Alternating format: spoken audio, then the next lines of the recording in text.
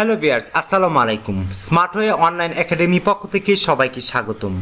আজকে আমরা আলোচনা করব কিভাবে নিজেকে আত্মবিশ্বাসী করে তুলবেন বা ওয়ার্কিং প্লেসে আপনি নিজেকে কিভাবে কনফিডেন্সিয়ালভাবে কাজ করবেন বা আপনি যে জবটা লিড করছেন সেই জবের যে আপনি হীনমন্যতায় ভুগছেন বা আত্মবিশ্বাসটা লো হচ্ছে সেটাকে কিভাবে গ্রো করবেন বা ব্যক্তিত্ব কিভাবে গ্রো করবেন, লিডারশিপ কিভাবে বাড়াবেন, সেই বিষয়টি আমরা আজকে তুলে ধরার চেষ্টা করব। পার্সোনাল ইমপ্রুভমেন্ট অর্থাৎ নিজেকে একজন ভালো নেতা হিসেবে প্রতিষ্ঠিত করা বা নিজের ব্যক্তিত্বকে বিল্ড আপ করাই আজকের ভিডিওটার উদ্দেশ্য, মেন উদ্দেশ্য। সো তার আগে ছোট্ট একটি রিকোয়েস্ট, যদি আমার এই চ্যানেলটা আপনার ভালো লেগে থাকে অবশ্যই সাবস্ক্রাইব করে পাশে থাকবেন, কারণ এই চ্যানেলে প্রত্যেক দিন job responsibility, job analysis, skill development, continuous improvement নিয়ে ভিডিও আপলোড করা হয়।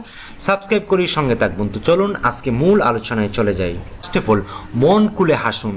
হাসলে আমাদের ব্রেন থেকে ডোপামিন হরমোন নির্গত হয়, যেটা আমাদের ভালো অনুভব করায়। সো ভালো থাকাটা ভেরি ভেরি ইম্পর্টেন্ট। ওয়ার্কিং প্লেসে সবসময় হীনমন্যতায় ভোগা কাজকে স্লো করে দেয়। সো আপনি যখন নিজেকে সতেজ মনে হবে, ভালো লাগবে, ভালো অনুভব করবেন, তখন আপনি ভালো কাজটা দিতে পারবেন। সো আপনি যত মাইন্ড ফ্রেশ থাকবে তত আপনার আউটপুটটা ভালো হবে। সো নিজেকে ভালো রাখার জন্য সবসময় হাসি মুখে থাকুন।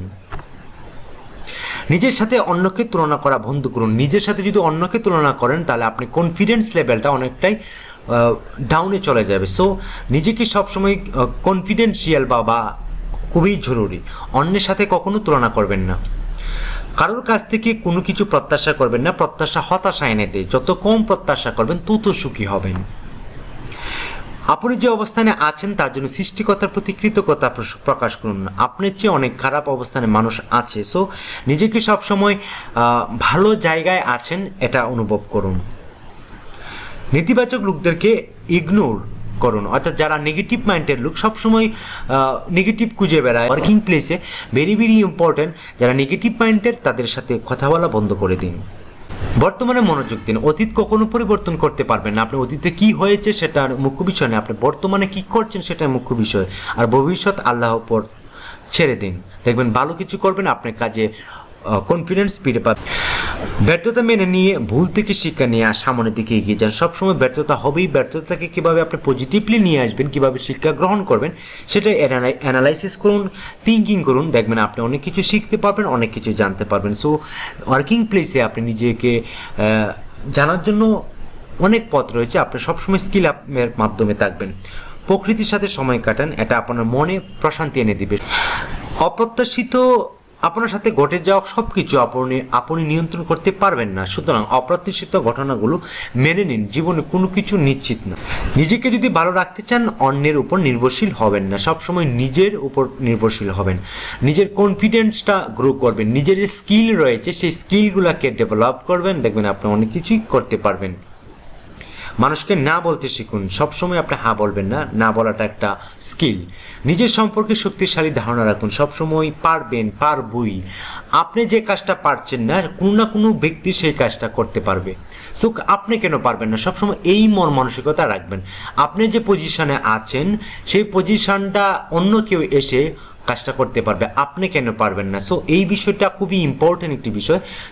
যে পজিশনে আছেন সেই পজিশনটাকে সম্মান করুন, অনার করুন এবং পারবেন এই কনফিডেন্সটা রাখবেন। চিন্তা ভাবনার স্বচ্ছতা এবং স্পষ্টতা আনুন। অন্যের দ্বারা প্রভাবিত হওয়া থেকে বিরত থাকুন। অন্য আপনাকে নিয়ন্ত্রণ করবে এই বিষয়টা থেকে বেরিয়ে আসুন। নিজের কনফিডেন্সটা বৃদ্ধি করুন, নিজের স্কিলটাকে ডেভেলপ করুন, নিজের সিদ্ধান্ত নিজেই নিন। নিজের উপর অটল বিশ্বাস এবং আস্থা রাখুন। নিজের ক্ষুদ্র এবং দীর্ঘমেয়াদী লক্ষ্য স্থির করুন। সবসময় নিজের স্বপ্নকে পূরণ করার জন্য কাজ করুন এবং একটা স্বপ্ন স্থির করুন। লেগে থাকুন সৎভাবে, স্বপ্ন জয় আপনারই হবে। সব সময় বিজয়ী এবং আত্মবিশ্বাসী মনোভাব রাখুন। সবসময় আপনি জিতবেন, আপনি পারবেন, এই ধরনের মনোভাব তৈরি করুন, দেখবেন আপনার কনফিডেন্স লেভেলটা অনেক গ্রুপ হবে। অপশক্তির সাথে আপোষ করা পরিহার করুন। ফাইনালি ইতিবাচক আনার জন্য বই পড়ুন। যত বই পড়বেন তত বেশি আপনি জ্ঞানী হবেন, আর যত বেশি জ্ঞানী হবেন তত বেশি আপনি নিশ্চুপ থাকবেন। নিশ্চুপ থাকলে আপনার লিডারশিপ, আপনার ব্যক্তিত্ব সব কিছু বাড়বে, সব কিছু গ্রো করবে। আপনি যত নীরব থাকবেন তত বেশি মানুষ আপনাকে অনার করবে, রেসপেক্ট করবে, ভয় করবে। সো নীরব থাকাটা সবচেয়ে ভেরি ইম্পর্টেন্ট। কিন্তু হ্যাঁ, নীরব থাকাটা জেনে শুনে নীরব থাকবেন, বই পড়বেন, স্কিল আপ করবেন, সব কিছু জানার চেষ্টা করবেন। আপনার সেক্টরে যে ক্রিটিক্যাল বিষয়গুলো রয়েছে সেই বিষয়গুলো জানার চেষ্টা করবেন, দেখবেন আপনি অনেক কিছুই পারবেন। সো আশা করি আমি কি বোঝাতে চেয়েছি, আপনার কনফিডেন্স লেভেলটা গ্রো করার জন্য আসলে এই ভিডিওটা। যদি এই ধরনের ভিডিও পেতে চান আমাকে সাবস্ক্রাইব করে পাশে থাকুন। তো এতক্ষণ ভিডিওটা দেখার জন্য অসংখ্য ধন্যবাদ। আজকে এই পর্যন্তই। ভালো থাকবেন, সুস্থ থাকবেন। আল্লাহ হাফেজ।